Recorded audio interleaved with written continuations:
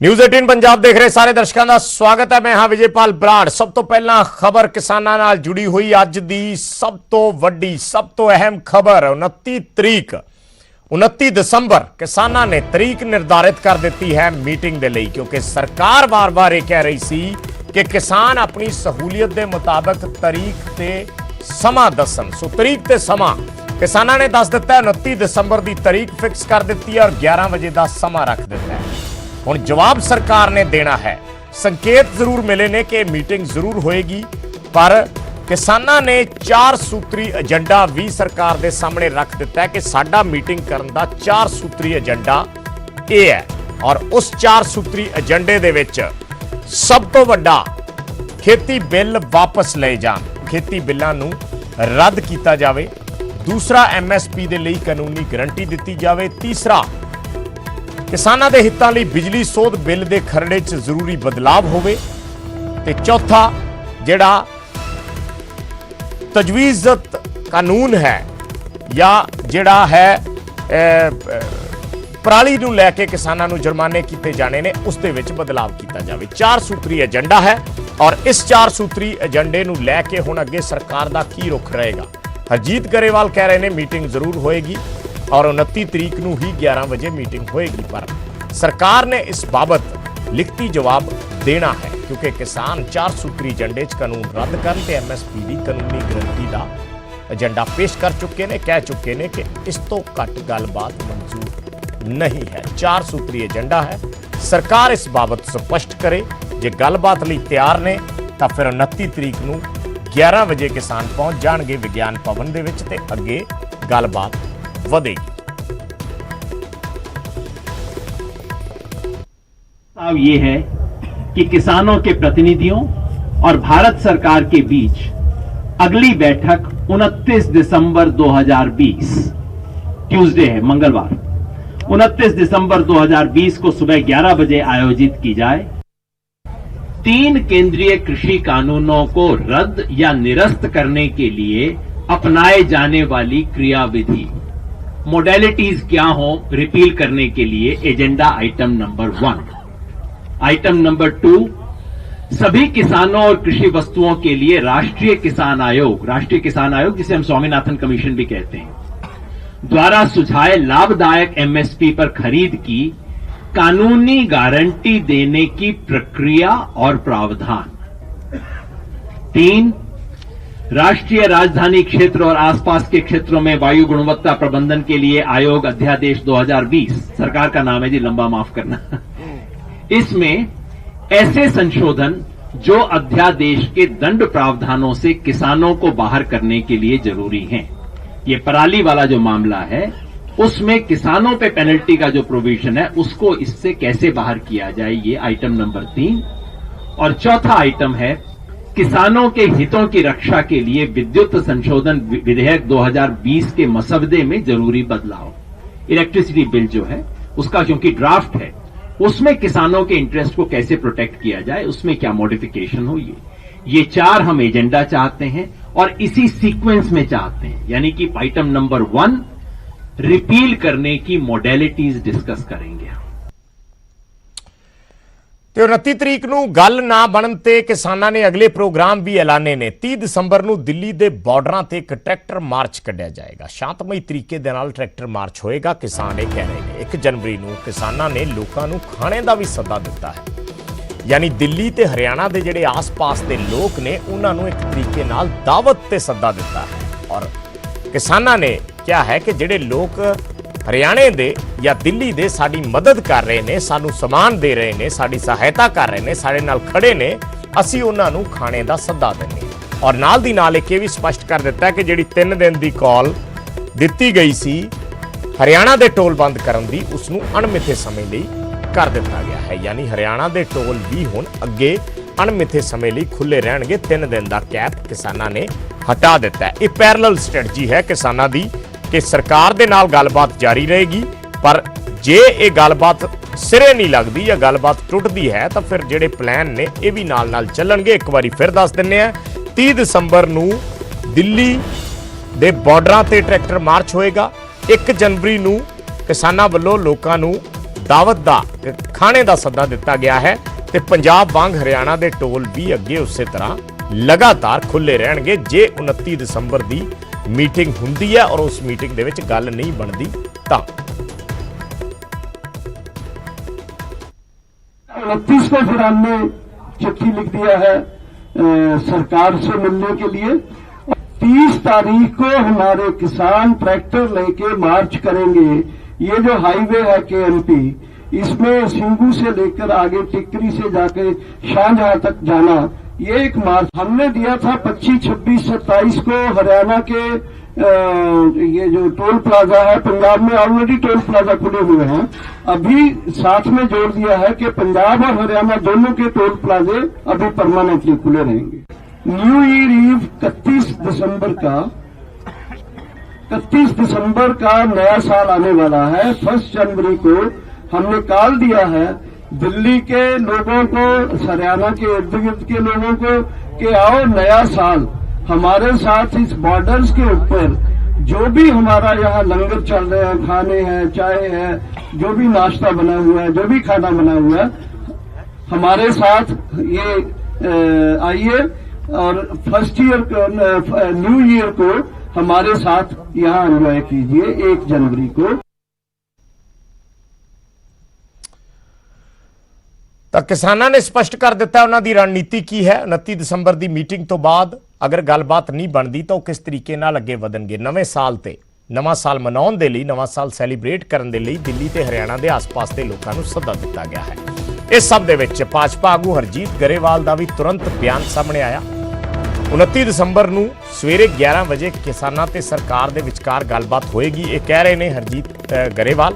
ਪਰ ਨਾਲ ਦੀ ਨਾਲ ਉਹਨਾਂ ਨੇ ਯੋਗਿੰਦਰ ਯਾਦਵ ਤੇ ਨਿਸ਼ਾਨਾ ਸਾਧਿਆ ਔਰ ਇਸ ਗੱਲਬਾਤ ਦੇ ਵਿੱਚ ਹਰਜੀਤ ਗਰੇਵਾਲ ਨੇ ਕਿਹਾ ਕਿ ਯੋਗਿੰਦਰ ਯਾਦਵ ਇਸ ਮਾਮਲੇ ਦਾ ਕੋਈ ਹੱਲ ਨਹੀਂ ਹੋਣ ਦੇਣਾ ਚਾਹੁੰਦੇ।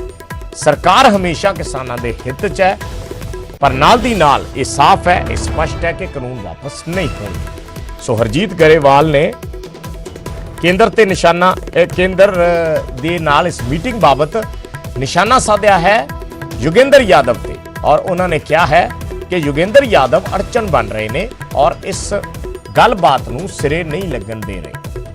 ਨਾਲ ਦੀ ਨਾਲ ਉਹਨਾਂ ਕਿਹਾ ਹੈ ਕਿ ਕਿਸਾਨਾਂ ਦੀ ਗੱਲ ਖੁੱਲੇ ਦਿਲ ਨਾਲ ਸਰਕਾਰ ਜ਼ਰੂਰ ਸੁਣੇਗੀ ਔਰ ਇਹ ਮੀਟਿੰਗ ਜ਼ਰੂਰ ਹੋਏਗੀ 29 ਦਸੰਬਰ ਨੂੰ 11 ਵਜੇ।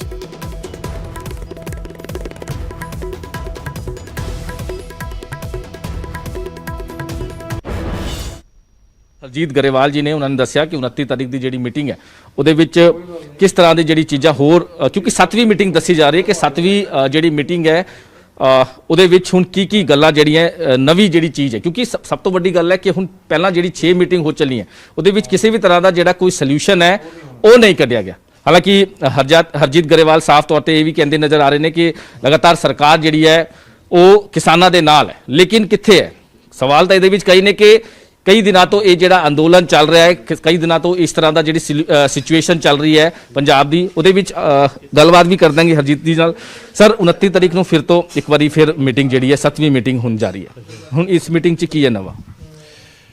ਇਸ ਮੀਟਿੰਗ 'ਚ ਨਵਾਂ ਕੀ ਹੈ ਕਿ ਕਿਸਾਨਾਂ ਨੇ ਸਹਿਮਤੀ ਦਿੱਤੀ ਹੈ ਕਿ ਜਿਸ ਨੂੰ ਤੋਂ ਅੱਗੇ ਵਧਾਂਗੇ, ਚਰਚਾ ਹੋਏਗੀ ਤੇ ਮੈਂ ਸਮਝਦਾ ਕਿ ਚਰਚਾ ਹੋਣੀ ਚਾਹੀਦੀ ਹੈ ਔਰ ਚਰਚਾ 'ਚੋਂ ਹੀ ਹੱਲ ਨਿਕਲਣਾ, ਕੋਈ ਡੈਡਲੌਕ ਕਰਕੇ ਤਾਂ ਹੱਲ ਨਹੀਂ ਨਿਕਲਣਾ। ਤੇ ਇਹੀ ਸਾਡਾ ਕਹਿਣਾ ਹੈਗਾ। ਤੇ ਸਰ ਤੁਹਾਨੂੰ ਲੱਗਦਾ ਹੈ ਕਿ ਹੁਣ ਨਵਾਂ ਇਹਦੇ 'ਚ ਕੀ ਹੋਏਗਾ? ਕਿਉਂਕਿ 6 ਮੀਟਿੰਗਾਂ ਆਲਰੇਡੀ ਹੋ ਚੁੱਕੀ ਹੈ, ਲਗਾਤਾਰ ਜਿਹੜੀ ਮੀਟਿੰਗਾਂ ਦਾ ਦੌਰ ਤੋਂ ਜਾਰੀ ਹੈ, ਮੀਟਿੰਗਾਂ ਦਾ ਸੋਲੂਸ਼ਨ ਕੀ ਨਿਕਲ ਰਿਹਾ? ਮੀਟਿੰਗਾਂ ਦਾ ਸੋਲੂਸ਼ਨ ਨਿਕਲ ਹੀ ਰਿਹਾ ਨਾ ਕਿਸੇ ਹੱਦ ਤੱਕ। ਤਾਂ ਜਿਹੜੀ ਸਹਿਮਤੀ ਬਣੀ ਆ, ਖਾਲੀ ਇੱਕੋ ਹੀ ਡੈਡਲੌਕ ਉਹਨਾਂ ਨੇ ਖੜਾ ਕੀਤਾ ਹੋਇਆ, ਰੱਦ ਕਰੋ। ਉਹ ਜੈਸ ਨੋ ਤੇ ਆ ਗਏ ਸੀ।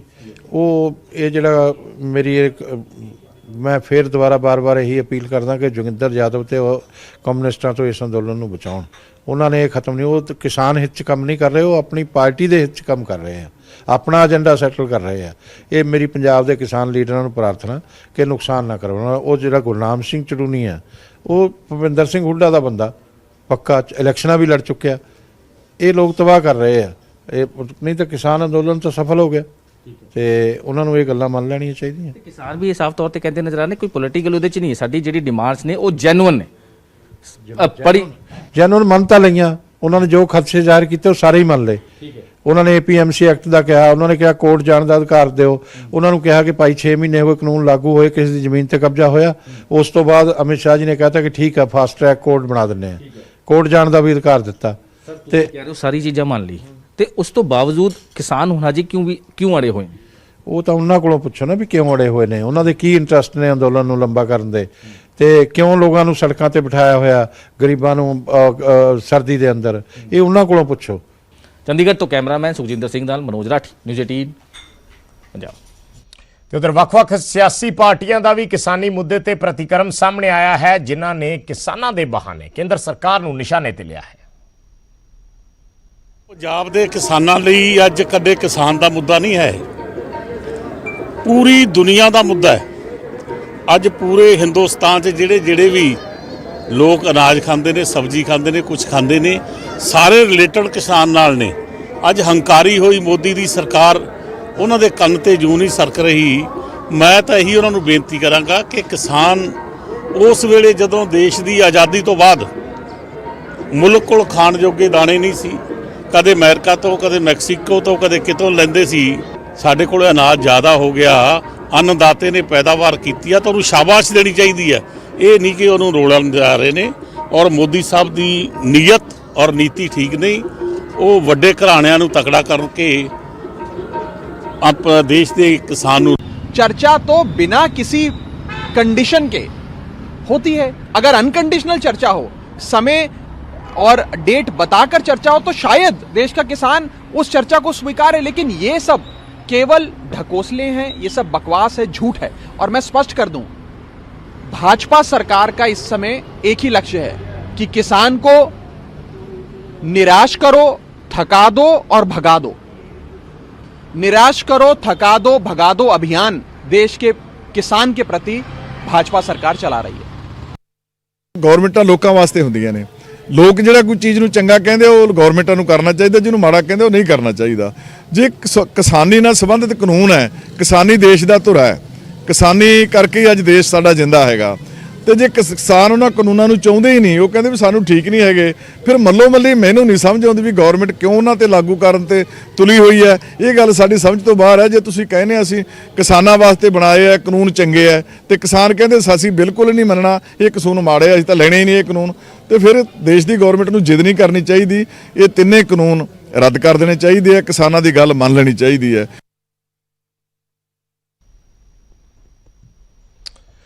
ਤੇ ਦਿੱਲੀ ਦੀਆਂ ਸਰਹੱਦਾਂ ਤੇ ਕਿਸਾਨਾਂ ਦੇ ਧਰਨੇ ਨੂੰ ਅੱਜ 1 ਮਹੀਨਾ ਪੂਰਾ ਹੋ ਗਿਆ। 26 ਦਸੰਬਰ ਹੈ ਅੱਜ, ਔਰ 26 ਨਵੰਬਰ ਨੂੰ ਕਿਸਾਨ ਚੱਲੇ ਸੀ।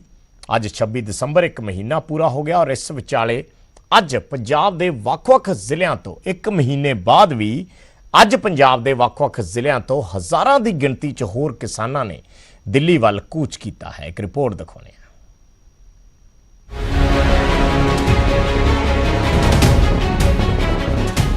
ਕੇਂਦਰ ਦੇ 3 ਖੇਤੀ ਕਾਨੂੰਨਾਂ ਖਿਲਾਫ ਦਿੱਲੀ ਦੀਆਂ ਬਰੂਹਾਂ ਤੇ ਡਟੇ ਕਿਸਾਨਾਂ ਦੇ ਧਰਨੇ ਨੂੰ 1 ਮਹੀਨਾ ਪੂਰਾ ਹੋ ਗਿਆ। ਕੇਂਦਰ ਨਾਲ ਕਈ ਮੀਟਿੰਗਾਂ ਹੋਈਆਂ, ਪਰ ਸਭ ਬੇਨਤੀਜਾ। ਕਿਸਾਨਾਂ ਨੇ ਸਾਫ਼ ਕਹਿ ਦਿੱਤਾ ਕਿ ਖੇਤੀ ਕਾਨੂੰਨਾਂ ਨੂੰ ਰੱਦ ਕਰਨ ਤੋਂ ਘੱਟ ਸਾਨੂੰ ਕੁਝ ਵੀ ਮਨਜ਼ੂਰ ਨਹੀਂ। ਇਸੇ ਵਿਚਾਲੇ ਸ਼ਨੀਵਾਰ ਨੂੰ ਪੰਜਾਬ ਦੇ ਵੱਖ-ਵੱਖ ਜ਼ਿਲ੍ਹਿਆਂ ਤੋਂ ਇੱਕ ਵਾਰ ਫਿਰ ਹਜ਼ਾਰਾਂ ਦੀ ਗਿਣਤੀ 'ਚ ਕਿਸਾਨਾਂ ਨੇ ਦਿੱਲੀ ਵੱਲ ਚਾਲੇ ਪਾਏ। ਮਾਲਵਾ ਦੇ 5 ਜ਼ਿਲ੍ਹਿਆਂ ਤੋਂ BKU ਗਰਾਹਾਂ ਦੇ ਬੈਨਰ ਹੇਠ ਕਿਸਾਨਾਂ ਦੇ ਕਾਫਲੇ ਦਿੱਲੀ ਵੱਲ ਰਵਾਨਾ ਹੋਏ। ਲਗਾਤਾਰ ਅਸੀਂ ਮਹੀਨੇ ਤੋਂ ਮਤਲਬ ਦਿੱਲੀ ਦੇ ਵਿੱਚ ਬੈਠੇ ਹਾਂ। ਹੁਣ ਅੱਜ 26 ਤੇ 27 ਤਰੀਕ ਨੂੰ 30,000 ਦਾ ਇਕੱਠ ਲੈ ਕੇ ਅਸੀਂ ਦਿੱਲੀ ਦੇ ਵਿੱਚ ਦੁਬਾਰੇ ਕੂਚ ਕਰਨਾ। ਉਹ ਬੱਸਾਂ ਦੇ ਵਿੱਚ ਮਾਵਾਂ ਭੈਣਾਂ ਨੂੰ ਬਹਾਇਆ, ਜਿਹੜੇ ਮੇਰੇ ਵੀਰ ਨੇ ਉਹ ਟਰਾਲੀਆਂ ਤੇ ਜਾਣਗੇ। ਲਗਾਤਾਰ ਅਸੀਂ ਜਿੰਨਾ ਚਿਰ ਇਹ ਬਿੱਲ ਖਤਮ ਨਹੀਂ ਹੁੰਦੇ, ਪਾੜਦੇ ਨਹੀਂਗੇ, ਉਹਨਾਂ ਚਿਰ ਇਹ ਲੜਾਈ ਲੜਾ। ਕਿਸਾਨਾਂ ਨੇ ਸਾਫ਼ ਕਿਹਾ ਕਿ ਕੜਕਦੀ ਠੰਡ 'ਚ ਮਜਬੂਰਨ ਉਹਨਾਂ ਨੂੰ ਘਰੋਂ ਨਿਕਲਣਾ ਪੈ ਰਿਹਾ, ਤੇ ਜਦੋਂ ਤੱਕ ਸਰਕਾਰ ਨਵੇਂ ਖੇਤੀ ਕਾਨੂੰਨ ਵਾਪਸ ਨਹੀਂ ਲੈਂਦੀ, ਉਹ ਵਾਪਸ ਨਹੀਂ ਮੁੜਨਗੇ। ਵੱਡੀ ਗਿਣਤੀ ਵਿੱਚ ਜਾ ਰਹੇ ਹਾਂ ਅਸੀਂ, ਮਤਲਬ ਇਹ ਸਾਨੂੰ ਕੋਈ ਇੱਥੋਂ ਜਾਣ ਦਾ ਚਾਅ। ਸਾਡੀਆਂ ਮਾਤਾ ਵਾਲੀਆਂ ਭੈਣਾਂ ਸਾਡੀਆਂ ਜਾ ਰਹੀਆਂ ਨੇ ਕੰਮ ਛੱਡ ਕੇ, ਘਰੇ ਆਪਦੇ ਬੱਚਿਆਂ ਨੂੰ ਛੱਡ ਕੇ, ਮਾਲ ਪਸ਼ੂ ਨੂੰ ਛੱਡ ਕੇ ਇੰਨੀ ਠੰਡ ਦੇ ਵਿੱਚ ਜਾ ਰਹੀਆਂ ਨੇ। ਸਾਨੂੰ ਕੋਈ ਸ਼ੌਂਕ ਨਹੀਂ ਜਾਣ ਦਾ। ਜਿਹੜਾ 1 ਮਹੀਨੇ ਸਾਡਾ ਸੰਘਰਸ਼ ਚੱਲਦਾ ਆ ਰਿਹਾ ਦਿੱਲੀ ਦੇ, ਉਹ ਸੰਘਰਸ਼ ਨੂੰ ਮਤਲਬ ਅਸੀਂ ਹੋਰ ਤਿੱਖਾ ਕਰਾਂਗੇ, ਵੱਧ ਤੋਂ ਵੱਧ। ਅਸੀਂ ਜਿਹੜਾ ਇਹ ਕਾਫਲਾ ਲੈ ਕੇ ਜਾ ਰਿਹਾ, ਸਾਡੀ ਉਗਰਾਹਾਂ ਜਥੇਬੰਦੀ ਨੇ 30,000 ਦਾ ਨੂੰ ਟਾਰਗੇਟ ਦਿੱਤਾ ਸੀ ਵੀ 30,000 ਲੈ ਕੇ, ਪਰ ਅੱਜ ਸਾਡਾ 40,000 ਦਾ ਜਿਹੜਾ ਜਥਾ ਗਾ ਉਹ ਜਾ ਰਿਹਾ ਗਾ। ਸਰਕਾਰ ਨੂੰ ਇਹ ਭੁਲੇਖਾ ਸੀ ਕਿ ਇਹ ਠੰਡ ਤੋਂ ਡਰ ਕੇ ਜਾਂ ਕੋਈ ਮੀਂਹ ਹਨੇਰੀਆਂ ਤੋਂ ਡਰ ਕੇ ਭੱਜ ਜਾਣਗੇ, ਪਰ ਅਸੀਂ ਉਹ ਕੌਮ ਦੇ ਵਿੱਚੋਂ ਨਹੀਂ ਹੈਗੇ ਡਰਨ ਵਾਲਿਆਂ ਚੋਂ। ਕਰੀਬ 300 ਟਰਾਲੀਆਂ 'ਚ ਸਵਾਰ ਹਜ਼ਾਰਾਂ ਕਿਸਾਨਾਂ ਦੀ ਰਵਾਨਗੀ ਨੇ ਸਾਫ਼ ਕਰ ਦਿੱਤਾ ਹੈ ਕਿ ਖੇਤੀ ਕਾਨੂੰਨਾਂ ਦੇ ਖਿਲਾਫ ਕਿਸਾਨਾਂ ਦਾ ਰੋਸ ਹਰ ਗੁਜ਼ਰਦੇ ਦਿਨ ਨਾਲ ਵਧ ਰਿਹਾ ਹੈ ਤੇ ਕਿਸਾਨਾਂ ਦੇ ਸਖਤ ਤੇਵਰ ਵੀ ਸਾਫ਼ ਬਿਆਨ ਕਰ ਰਹੇ ਨੇ ਕਿ ਇਹ ਸੰਘਰਸ਼ ਹਰ ਗੁਜ਼ਰਦੇ ਦਿਨ ਦੇ ਨਾਲ ਤਿੱਖਾ ਹੋ ਰਿਹਾ ਹੈ। ਸੰਗਰੂਰ ਤੋਂ ਰਾਕੇਸ਼ ਕੁਮਾਰ, ਨਿਊਜ਼ 18 ਪੰਜਾਬ। ਇੱਕ ਛੋਟਾ ਜਿਹਾ ਕਮਰਸ਼ੀਅਲ ਬ੍ਰੇਕ, ਜਲਦ ਵਾਪਸ ਆਉਣੇ हैं।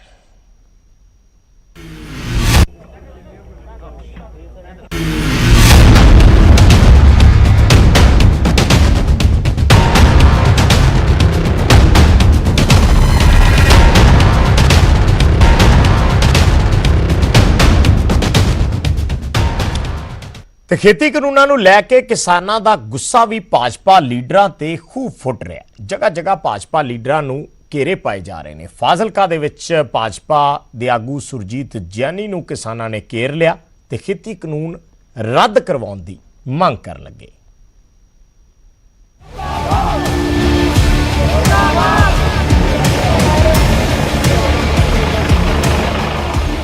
ਇਹ ਹੈ ਫਾਜ਼ਿਲਕਾ ਦਾ ਪਿੰਡ ਸ਼ਤੀਰ ਵਾਲਾ, ਜਿੱਥੇ ਕਿਸਾਨਾਂ ਨੇ ਇੱਕ ਲੀਡਰ ਨੂੰ ਘੇਰਾ ਪਾ ਰੱਖਿਆ ਹੈ।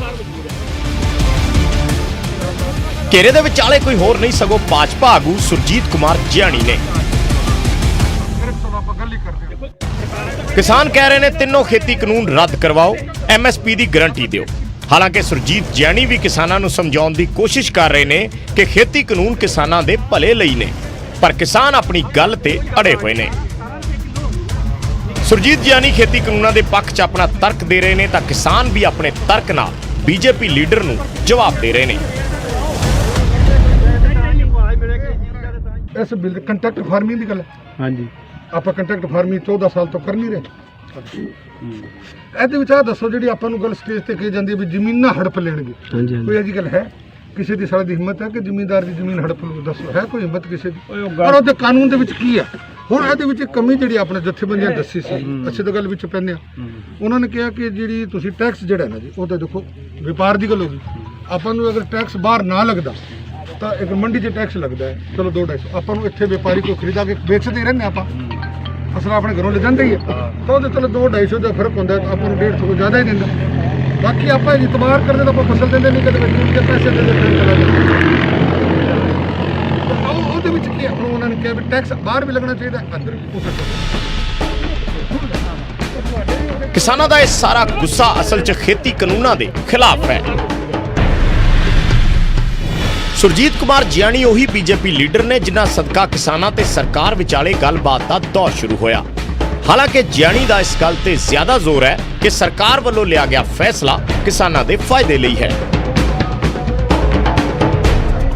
ਤਾਂ ਕਿਸਾਨ ਖੇਤੀ ਕਾਨੂੰਨਾਂ ਦਾ ਪੱਖ ਪੂਰਨ ਕਰਕੇ BJP ਲੀਡਰਾਂ ਤੋਂ ਖਫਾ ਨੇ। ਸੂਬੇ 'ਚ ਲਗਾਤਾਰ BJP ਲੀਡਰਾਂ ਦਾ ਵਿਰੋਧ ਹੋ ਰਿਹਾ ਹੈ ਤੇ ਇਸ ਵਾਰ ਸੁਰਜੀਤ ਜਿਆਣੀ ਵੀ ਕਿਸਾਨਾਂ ਦੇ ਵਿਚਾਲੇ ਫਸ ਗਏ ਤੇ ਬੜੀ ਮੁਸ਼ਕਿਲ ਨਾਲ ਉੱਥੋਂ ਨਿਕਲੇ।